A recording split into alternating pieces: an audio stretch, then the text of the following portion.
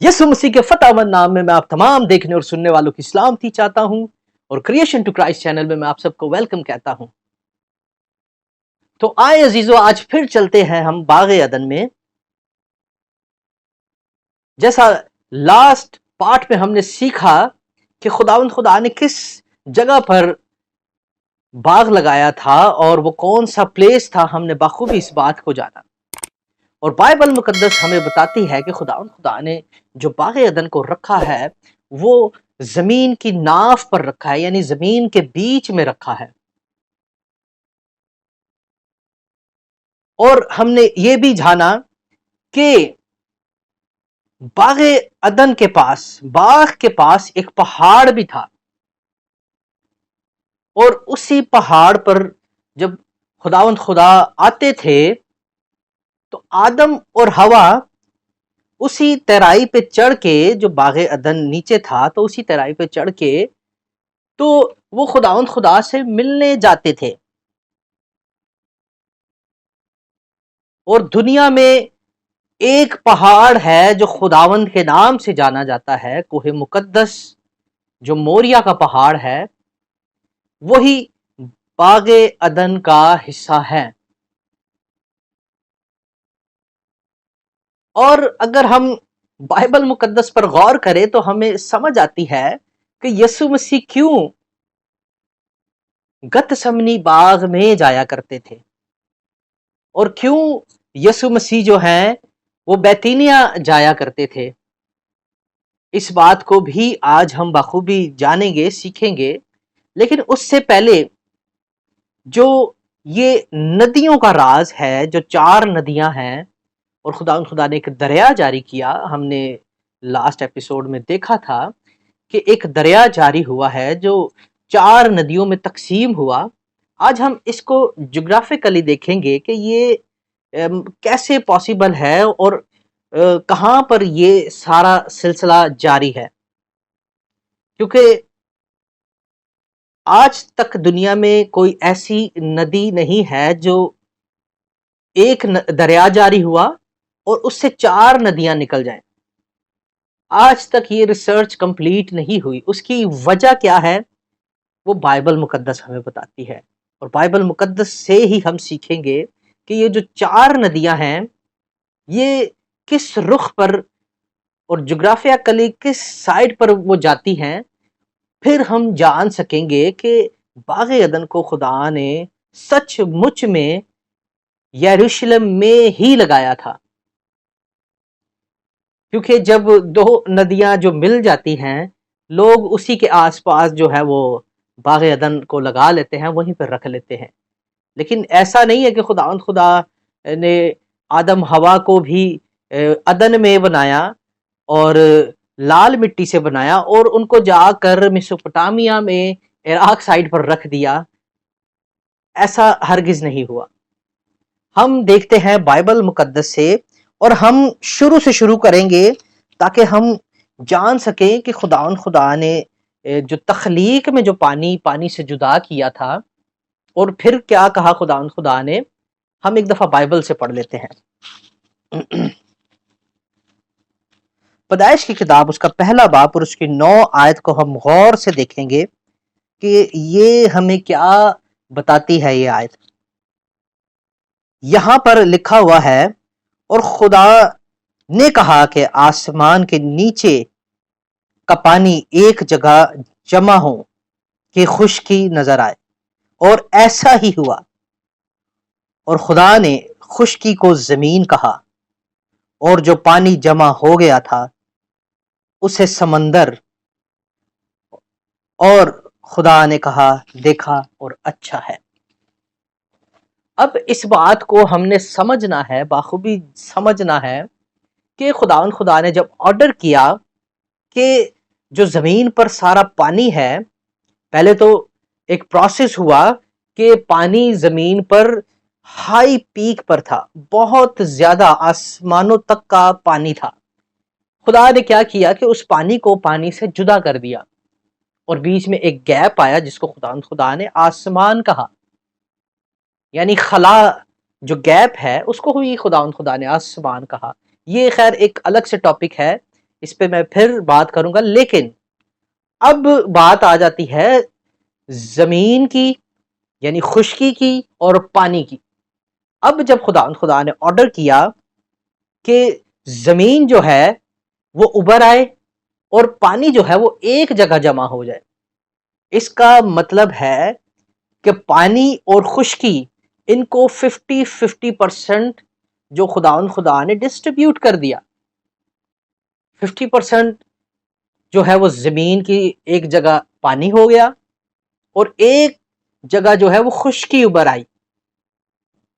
اس کا مطلب یہ ہوا کہ خدا نے جو تخلیق کی، خدا نے جو پانی کو خشکی سے جدا کیا 50-50% پہ، تو یہ زمین آج کی طرح کی 7 برے آزموں والی زمین نہیں تھی کہ بیچ میں کہیں پر پانی اور کہیں پر خشکی، کہیں پر پانی اور کہیں پر خشکی۔ ایسی زمین خدا نے نہیں بنائی تھی۔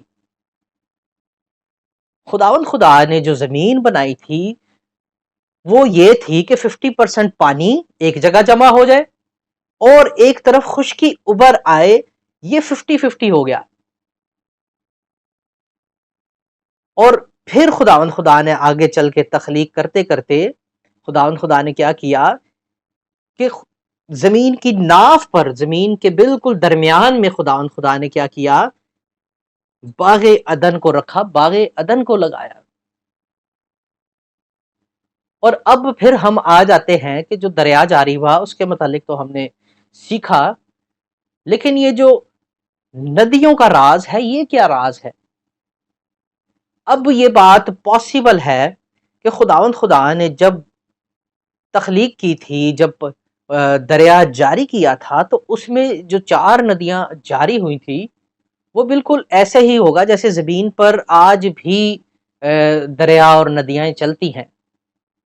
لیکن کیا ہوا کہ جب نوح کا طوفان آیا، نوح کے زمانہ میں جو طوفان آیا، اس کے سبب سے بہت ساری ندیاں جو ہیں وہ انڈر گراؤنڈ ہو گئیں،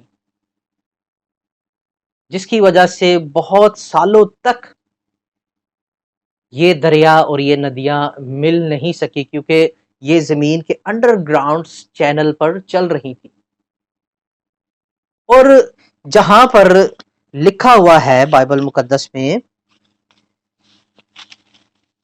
کہ وہاں سے وہ 4 ندیوں میں تقسیم ہوئی، وہ دریا جو ہے وہ 4 ندیوں میں تقسیم ہوا، وہاں پر جو عبرانی ورڈ آیا ہے وہ آیا ہے رشین۔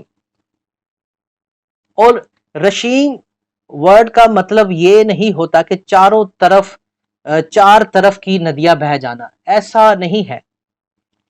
لیکن رشیم ورڈ کا مطلب یہ ہے کہ ایک ندی چلتے چلتے انڈر گراؤنڈ ہو جائے، یعنی ایک دریا چلتے چلتے انڈر گراؤنڈ ہو جائے اور وہ 4 مختلف جگہوں پر پھوٹ پڑے۔ تو موسیٰ سے خدا نے رشیم ورڈ یوز کروایا کہ ہم اس بات کو سمجھ سکیں کہ یہ انڈر گراؤنڈ چینلز ہیں، یہ ایسا نہیں ہے کہ یہ اوپر ہی یہ ندیاں چل رہی ہیں اور یہ تقسیم ہو گئی 4 میں، ایسا بالکل نہیں ہے۔ اب جو پہلی ندی فسون ہے، اس کا رخ کس طرف بتایا جاتا ہے؟ اس کا رخ بتایا جاتا ہے کہ یہ حویلہ کی ساری زمین کو گھیرے ہوئے ہے، جہاں سونا ہے، جہاں موتی ہے اور بھی بہت سارے خدا کی قدرت کے زیورات وغیرہ سب چیزیں ہوں گی وہاں پر۔ تو یہ کون سی زمین ہے؟ اگر ہم جغرافیکلی اس کو ہم سٹڈی کریں تو یہ زمین بنتی ہے سعودیہ عرب سے پاکستان اور انڈیا تک کی یہ زمین ہے، کیونکہ پاکستان میں جو سندھو ندی ہے، جو دریائے سندھ ہے، وہ انہی پانیوں سے چل کر آتا ہے۔ اور انڈیا میں جو گنگا ندی ہے، جو گنگا کا بڑا دریا ہے، وہ بھی اسی پانی کا حصہ ہے۔ اور یہ زمین جو ہے یہ حویلہ کی زمین کہلائی۔ پیدائش 2 باب کی 13 آیت ہم دیکھیں گے کہ وہاں پہ کیا بتایا جا رہا ہے.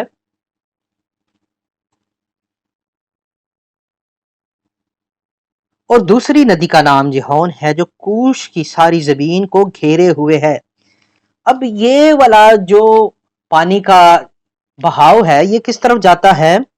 یہ پانی کا بہاؤ اگر ہم نیل ندی کو دیکھیں مصر میں جو ہے یہ اسی پانی کا حصہ ہے، اور اس کے علاوہ یہ سوڈان سے ہوتے ہوئے ایتھوپیا تک جاتی ہے، اور جو کوش ہے وہ موجودہ ایتھوپیا ہی ہے، جس کے لیے بائبل مقدس میں لکھا ہوا ہے کہ یہ جو پانی جہون کا پانی ہے وہ اس زمین کو گھیرے ہوئے ہے. اور اس کے بعد جو تیسری ندی ہے، تیسری ندی کا نام دجلہ ہے جو اسور کے مشرق کو جاتی ہے، اور چوتھی ندی کا نام فرات ہے.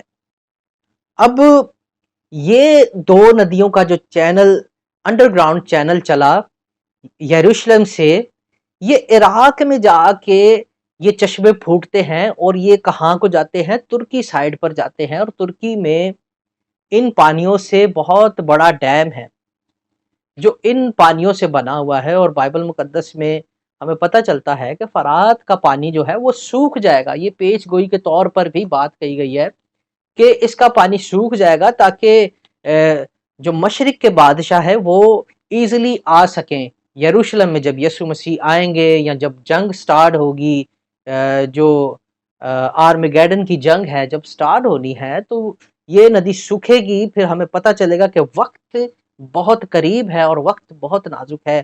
سو ان ندیوں کو بھی خدا نے اپنی پروفیسز میں شامل کیا ہے، اور زکریا میں اور یرمیا میں ہمیں بتایا گیا ہے کہ یہ جو خدا نے باغ عدن سے جو دریا جاری کیا تھا یہ بھی پھوٹ نکلے گا. کوئی ایک بڑا سا زلزلہ آئے گا اور یہ جو ہے آٹومیٹکلی پھوٹ کر اوپر بہنا شروع ہو جائے گا. اور مکاشفہ بھی ہمیں یہی بتاتا ہے کہ یہ پانی پھوٹ کر باہر آئے گا اور یہ بہنا شروع ہو جائے گا، اور اس کا فلو پوری دنیا میں جائے گا، کیونکہ خدا نے سمندر بنائے، اور یہ جو پانی بنایا یہ میٹھے گھاٹ کا پانی بنایا خدا نے، اور پوری دنیا کو سپلائی ہوتا ہے لیکن انڈر گراؤنڈ چینل سے. سو آج اگر کوئی ان ندیوں کو بائی لائن ڈھونڈ رہا ہے تو میرے خیال سے یہ ملنا مشکل ہے، کیونکہ یہ انڈر گراؤنڈ چینل ہے. اور اگر ہم گنگا کو دیکھیں تو گنگا کے لیے کہا جاتا ہے کہ گنگوتری ایک ان کا ایریا ہے جہاں سے وہ گلیشیئر بہتا ہے اور اس پانی میں وہ مکس ہوتا ہے.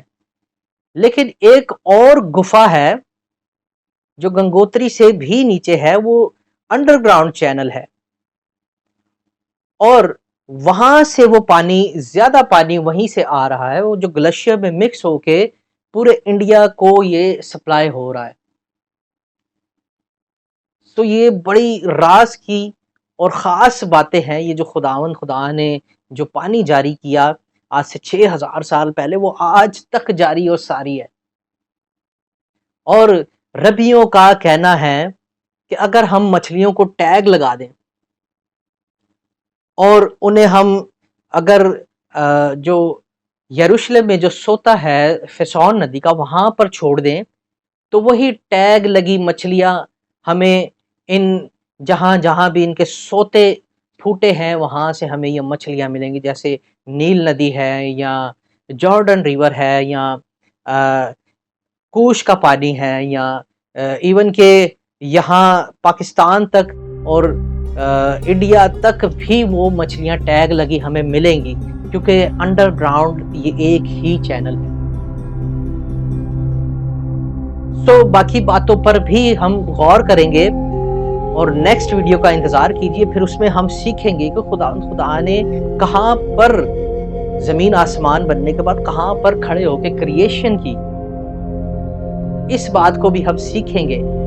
اور کیوں موسیٰ کو اس جگہ پر لایا گیا، کیوں ابراہیم کو اس جگہ پر لایا گیا، یہ ساری باتوں کو ہم نیکسٹ ویڈیو میں سیکھیں گے۔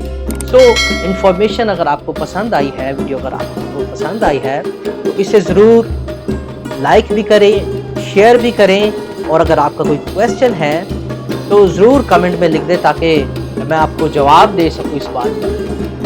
اور چینل کو بھی ضرور سبسکرائب کیجیے، کیونکہ آپ ویڈیوز تو دیکھتے ہیں لیکن چینل سبسکرائب نہیں کرتے۔